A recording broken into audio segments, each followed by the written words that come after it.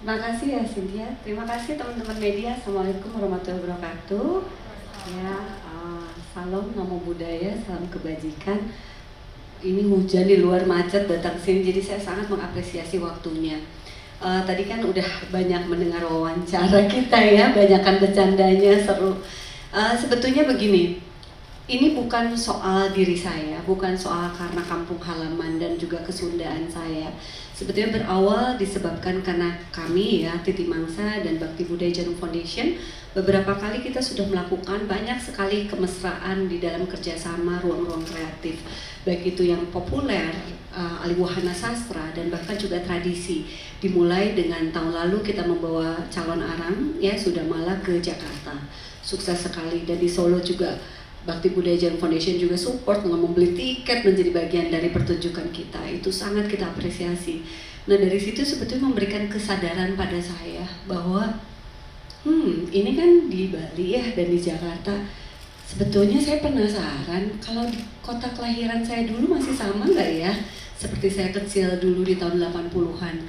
Apakah tradisinya masih sangat hidup? Kan kalau misalnya di beberapa tempat ya di Solo, Jogja, Bali, Sanggar masih sangat banyak, masih sangat terdengar lah gempitanya. Nah, saya ingin mempetakan awalnya gitu. Nah, saya penasaran, salah satunya adalah Sukabumi. Berapa banyak sih sanggar yang aktif?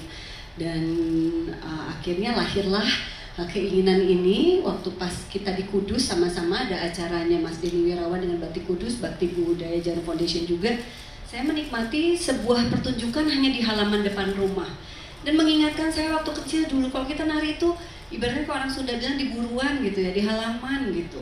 Terus saya pikir sesuatu di masa lampau itu memberikan romantisme tersendiri, sehingga saya belajar juga nari-nari karena anak saya menari Bali, itu saya pengen nyombongin sama dia. Sunda juga ada tariannya, tapi dia tanya coba, oh iya ya, ya udah saya nari lagi. Nah dalam proses menari-menari iseng itu saya ngelihat Ariel juga suka menari tari Jawa, lalu saya ajak Ariel, kamu mau juga nggak latihan tari Sunda gitu. Awalnya organik sekali, lalu kita berkirim video, tapi ternyata karena pembicaraan itu menjadi sangat menyenangkan, mengalir dan serius, akhirnya terpatrilah. Iya ya, kalau zaman sekarang kan kalau party itu tuh kita di dance floor ya, kita ya kan, kita pesta mana dengerin band, konser. Tapi kalau di tahun 70-an, 60-an, 80-an, mereka kan partinya itu lantai dansanya adalah tradisi gitu. Nah, inginlah kita mengembalikan itu, awalnya karena itu. Dan ternyata akhirnya dengan Sukabumi 1980 itu lahirlah ide ini. Kita juga jadi bisa melihat berapa banyak penari-penari yang aktif. Inginnya di tanggal 8 Desember ini kami kan bintang tamu ya, tapi sebetulnya kita memahkotai seniman-seniman tradisi yang ada di daerah. Untuk kali ini di Sukabumi. Kalau ini berhasil mungkin nanti Payakumbuh 1970 atau misalnya Pontianak 1960. Dari situ kita bisa melihat atmosfernya, tariannya, psikologis masyarakatnya, makanannya. Dengan itu adalah kita bisa menjadi lestari. Itu sebetulnya. Dan kita mencari tempat, akhirnya saya ingat dulu itu kalau saya nganjang atau jalan-jalan di halaman luas hanya ada di Salabintana. Ada Kang Yudi di sini, terima kasih banyak ya Kang Yudi dan Shanti penyanyi kita itu, dia punya tempat Salabintana di Sukabumi dan menyambut di tempat kita aja karena kita pengen di halaman yang sangat luas. Nanti kita akan ada menari semua di sana, tarian-tarian ketuk tilu yang klasik, kakawitan juga, dan nanti bahkan ada lomba ngibing. Wow, ada lomba ngibing. Iya, banyak ada pesertanya, bahkan ada yang datang dari Bandung. Wow. Ada yang mereka udah siap mendapatkan piala emas. Nanti akan ada jurinya, Ibu Renita jurinya, Mas Mario Kahitna, juga ada Mbak Dona Agnesia akan membacakan narasi, Teh Dewi Gita, Kiara. Jadi nanti itu tanggal 8 tuh akhirnya berkembang akan menjadi sebuah pesta gitu. Tapi bukan hanya pesta perayaan, anggaplah penutup tahun, tetapi sebetulnya merayakan apa yang dimiliki oleh tanah air kita, yaitu tradisi. Karena kalau itu punah, kita nggak bisa belajar dari Australia, dari Amerika, dari Afrika gitu. ada satu-satunya kita melangsungkan, dan inilah Sukabumi 1980. Wow, luar biasa ya. Jadi memang kalau kita melihat di sini mengangkat Sukabumi 1980 dan bukan tidak mungkin nanti akan ada wilayah-wilayah lain juga ya. Gimana Mas Billy? Wah. Ya pengennya Bisa. iya petakan berapa banyak tradisi yang hidup, karena kan Galeri Indonesia Kaya selalu mewadahi untuk itu. Betul. Nah ini kebetulan juga bersambut sekali ketika Teh Happy memetakan seni kelompok sanggar yang ada di Sukabumi. Memang dalam rangka ulang tahun Galeri Indonesia Kaya juga yang ke-10, kita juga memang sedang memetakan sanggar-sanggar gitu. Jadi kebetulan perayaan ulang tahun yang ke-10 ini dengan kado untuk sanggar Satu Indonesia, kami mencoba memetakan sanggar-sanggar tari yang ada, dan kami akan memberikan kado untuk mereka lah sanggar-sanggar yang terpilih gitu. Jadi ketika ngobrol asal alam menjadi bagian dari pertunjukan kita. Sukabumi itu di Salbintana dikelilingi aneka gunung ya, ada Pangrango, Gunung Halimun, Gunung Gede, Gunung Gede. Jadi ada 3 gunung. Jadi kita sekalian melihat bukan lagi atribut artistik yang diciptakan oleh tangan, tetapi Tuhan sudah menciptakan, dan itu menjadi bagian dari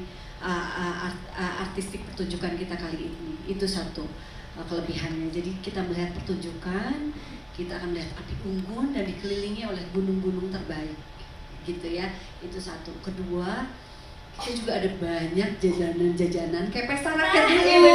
Ada jajanan-jajanan. Nanti aku akan kasih tahu ya, kan ada banyak contekan. Ada jajanan, nanti Ariel yang mau bacain khusus. Oh, siap. Pasti jadi inget zaman dulu ya, masih kecil suka jajan-jajan di situ Jadi ya. ada jajanan, terus ya nanti tuh penontonnya tuh juga ada yang di tikar, ada yang di kursi. Jadi ini akan memberikan keindahan tersendiri, dan kita bisa melihat bagaimana tarian-tarian tradisional yang orang cuma kenalnya jaipong saja, tapi ini asal mula jaipong, ada ketuk tilu, orang tahunya cuma Cianjuran, ini ada kakawihan gitu dan lain sebagainya. Wow, luar biasa. 20, ada acara menarik apa lagi sih Teh?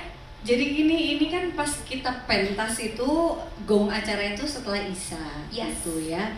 Tapi kita udah mulai dari jam 4 karena nih banyak sekali yang ingin unjuk bakat ya. Jadi tadinya kita susah banget cari, nanti lama-lama yang ada di goa pada keluar semua, akhirnya kayak semua kayak terbangkitkan lagi semangatnya, dan kita memfasilitasi. Jadi banyak sekali ada tari Sulanjaya oleh Mandalika, ada tari Makalang oleh Gama Mahila, ada musik Rawasa, musik etnik, ada tari Daun Puspa, tari Sungga. Jadi ada unjuk kebolehan, itu dari jam 4 sore, siapapun bisa nari, kita bisa nonton. Kan kalau di festival party gitu ya, bukannya gitu ya kebanyakan ya. Sore udah bisa nonton nih, nanti maghrib istirahat sebentar sambil makan-makan, baru deh malamnya akan ada pentas, para penari-penari, lalu ada kita, lalu ada lomba gitu. Ada unjuk bakat. Tadi bahkan ada dari Bandung juga ya, bukan cuma Sukabumi Iya, aja ada dari Bandung, bahkan dia daftar katanya satu kelompoknya 20 orang. Wah, bener-bener semuanya mau unjuk bakat. bagi-bagi deh tuh hadiahnya nanti. Bagi-bagi deh tuh ya. Gimana tuh? Ya kita udah dapet diskon dari beli-beli. Jadi bisa ya, pokoknya semua Ariel Tatum untuk berpartisipasi di produksi ini. Terima kasih pertanyaannya. Pertama-tama mau mengucapkan terima kasih atas waktu dan kehadirannya teman-teman semua di sini. Seperti yang Teh Happy tadi sampaikan, lagi macet dan hujan sekali, jadi kami sangat menghargai kehadiran teman-teman media semua. Apa yang membuat aku tertarik? Yes, sampai akhirnya tercemplung lah di sini. Mungkin lebih tepatnya pertanyaannya, apa yang nggak bisa, yang bikin aku nggak tertarik akan acara ini? Karena memang pada dasarnya aku sudah sekitar 5 tahun terakhir mulai kembali aktif dalam melakukan kegiatan-kegiatan yang berbau menurut aku yang unsur tradisinya tuh bisa membantu mendekatkan aku ke leluhur-leluhur aku gitu loh. Dari dulu sebenarnya dari TK tuh aku aktif di tari tradisional, dimasukin kelas tari tradisional sama ibuku. Tapi along the way ternyata seiring jalannya waktu, ketika udah mulai dewasa udah sempat hilang lah ketertarikannya terhadap tari tradisional gitu. Cuma 5 tahun belakangan ini mulai tertarik lagi, dan 3 tahun yang lalu lebih tepatnya mulai konsisten dalam menari Jawa, lebih spesifiknya Jogja. Cuma sebenarnya itu aku lakukan buat karena kesenangan pribadiku aja gitu. Ada beberapa teman-teman yang mengajak, yuk pentas di sini, yuk nari di sini, nari di sini. Aku merasa selama ini aku nggak punya kapasitas untuk disebut sebagai penari profesional. Karena selama ini aku melakukannya karena aku senang dan aku ngerasa menari itu salah satu bentuk meditasi yang dinamis gitu. Karena kalau misalnya dalam menari Jawa itu kan pergerakannya banyak yang lamban, Iya, betul. banyak detail-detail yang harus saya perhatikan di tubuh, di musik, di napas gitu. Jadi saya ngerasa ya itu salah satu bentuk meditasi saya saja gitu. Sampai suatu hari Teh Happy ngajakin, "Ril mau cobain jaipongan nggak? Yuk kita jaipongan yuk, seru-seruan." Terus aku kayak ya udah ayo aja lah gitu ya, masih diajak sama tetehku. Terus saya nggak mau, ya udah pas Teh Happy lagi di Jakarta kita jaipongan. Oh ternyata seru ya, beda banget sama nari Jawa. Ini tuh rasanya sangat menyenangkan. Terus ketika Teh Happy menceritakan sedikit tentang sejarahnya jaipongan, bagaimana jaipongan itu sebenarnya memang tarian yang tarian yang bebas yang semua masyarakat bisa menikmati dan bisa ikutan. Aku ngerasa kayak ini sangat liberating gitu. Sangat membebaskan gitu rasanya. Aku tuh nggak harus mikirin walaupun iya betul ada tekniknya, cuma maksudnya aku ngerasa tuh kayak sangat leluasa, menyenangkan ya, menggembirakan gitu. Sampai akhirnya Tapi bilang mau nggak kita bikin acara yuk kayak Sukabumi, kita balik ke tahun 1980 dan aku sebagai orang yang belum lahir ya saat itu ya. Saat itu belum lahir. Cuma memang dari dulu aku selalu punya ketertarikan terhadap hal-hal yang berbau sejarah, karena dari aku kecil papaku tuh cekokinnya aku sejarah. Aku dulu anak tunggal lama banget. Jadi aku selalu tertarik sama itu. Aku selalu kayak ngebayangin zaman dulu tuh gimana ya, waktu masih belum ada HP, masih belum ada segala kecanggihan ini, semua orang tuh benar-benar berinteraksi secara langsung. Semua tetangga-tetangga tuh bisa berinteraksi setiap hari untuk beraktivitas bersama dan lain-lain. Jadi aku selalu merasa kayak zaman dulu tuh kayak gimana ya keseruannya dengan segala tradisi tari dan budayanya masih kental sekali gitu. Jadi begitu diajakin kembali ke Sukabumi 1980, ya dengan senang hati, berbahagia, bergembira aku mau ikutan. Terharu ya, karena apa alasan untuk nggak mau gitu ya? Exactly. Sekarang memang semenarik itu kalau ngomongin 1980. Yes. Tahun 60-an, mungkin 50-an ya. Kalau 80-an kan sudah ada televisi, udah ada orang mulai ke lantai disco ya. Sudah mulai ke lantai disco. Tetapi maksudnya masih seimbang, masih Yes. hidup juga gitu, masih hidup. Kan zaman sekarang juga kalau bisa seperti itu kan juga menarik ya. Betul. Jadi menjadi satu hal yang menarik juga dengan keberadaan. Jujur aku baru sekali kemarin ikut ke Sukabumi dan senang banget diajak ke salah satu sanggar tari yang masih aktif di Sukabumi. Lihat langsung teman-teman lagi latihan nari.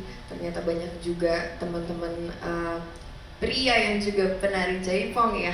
Itu penari jaipong atau nari yang ketuk tilu ya. Tapi aku baru sekali ngelihat benar-benar in real life gitu, benar-benar di depan mata. Aku seneng banget dengar.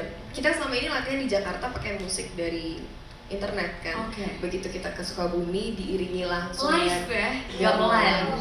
Itu Wow. sampai nggak fokus sama koreografi. Karena kayak beda banget rasanya tuh, magisnya berasa karena energinya semua berkumpul di Yes. situ. Kami semua dengan dengan semangat, dengan kalian jangan bisa-bisa tuh, aku jadi kepo nih. Dengan semangat, dengan energi dan juga passion yang sama akan suatu hal. Jadi tuh energinya berbeda sekali dan rasanya merinding terus selama di Sukabumi. Di Sukabumi itu kita hanya berapa jam saja, tapi benar-benar sangat amat memorable, sangat amat berkesan di hidup aku. Wow, luar biasa, karena memang ternyata kecil ya sudah mengenal budaya itu gitu, menjadi penyindir, menjadi penari gitu kan. Seperti apa nantinya Ariel patung Teh Happy Salma dan dicatat harus disebarkan kepada masyarakat Indonesia supaya semakin banyak nanya terus ya. Jadi kayaknya sekarang saya akan kasih kesempatan untuk teman-teman media di sini yang ingin memberikan pertanyaan, boleh langsung angkat tangan, sebutkan nama dan juga gimana nih caranya berbayar atau tidak. Oke, Mbak Ragia makasih banyak ya pertanyaannya. Jadi sebetulnya ini berbeda dari pertunjukan-pertunjukan pada umumnya. Biasanya kita kan selalu dengan tiket yang lumayan cukup tinggi ya, memang karena memang produksi dan lain sebagainya. Ini juga sebetulnya tinggi juga produksinya. Tetapi sebetulnya ini kan bagian dari selebrasinya itu ya. Tapi kita memang harus ada berbayar disebabkan karena kita ingin membentuk satu ekosistem. Dan juga karena kita beberapa kali pengalaman, kalau gratis itu nanti orang nyimpen nama terus nggak datang. Betul. Itu bikin kesel sekali. Jadi nanti itu bentuknya adalah sebuah donasi. Donasi itu sebetulnya adalah nanti paling sedikit donasi itu ada di 50.000, lebih ke untuk biaya masuk ke Slabintana yang memang harus bayar memasuknya. Karena kan itu private ya, kita enak sekali di sana. Jadi hanya kita saja nanti dan mendapatkan kudapan. Udah bandrek, ada gorengan-gorengan. Aduh, gitu. Tetapi bisa memberikan ya namanya donasi, apresiasi lah, bukan donasi namanya. Jadi bentuknya adalah apresiasi gitu. Jadi harus reservasi di info.titimangsa.com, bisa lihat di Instagramnya juga ya, info.titimangsa. Di situ bisa reservasi karena tempatnya terbatas. Ini kemarin sehari dibuka udah ratusan. Belum preskon loh. Ya, Udah lebih dari jadi setengah ya? sangat terbatas juga. Gitu. Oke. Jadi sebetulnya kita mengalokasikan untuk masuknya kan ya bebas bisa gitu ya. Karena tinggal masuk aja berbayar, masuk ke Salabintananya. Tetapi memang ada kuota juga sebetulnya karena kita nggak bisa kok rame-rame. Tapi kita makanya siapin ada screen layar kaca. kaca. Jadi kalau misalnya agak penuh bisa melihat dari sana gitu. Tapi itu satu ruang, bukan satu ruang ya, dipagarin dan lumayan cukup bisa satu area gitu. Bisa on the spot, tergantung asal jangan 3 bis ya, kalau cuma 2 orang 3 orang bisa gitu. Lalu penampilan kita, nah mungkin Ariel yang menjawab. Ayo Ariel, Berapa puluh tari? Kebetulan akan menari 8 tari. Untuk di acara yang kali ini, saya dan Teh Happy masih di satu tarian dulu. Mungkin nanti di acara selanjutnya boleh dikasih pertanyaan yang sama. Nagih ya mungkin nanti ya. Ya karena kan durasinya juga kita pengennya padat ya. Nggak tahu lah, udah lama sekali sih dari jam 4 kan sampai malam. Karena kita mengapresiasi banyak seniman yang lain. Kalau kita nari semua, aduh. Tarian tapi semalam suntuk. Ya benar ya. Till Drop benar judulnya ya. Oke, makanya kita apresiasi, kita Ngibing segala macam nggak usah mereka ada background sebagai penari pun bebas, itu bagian bentuk dari ekspresi. Sudah terjawab Mbak Intan ya. Kita masih berikan kesempatan untuk teman-teman BG di sebelah sini. Yes. Boleh? Sudah ya, di 8 Desember. Kalau disuruh 10 hari jangan ya Ariel ya, takut tipes soalnya ya.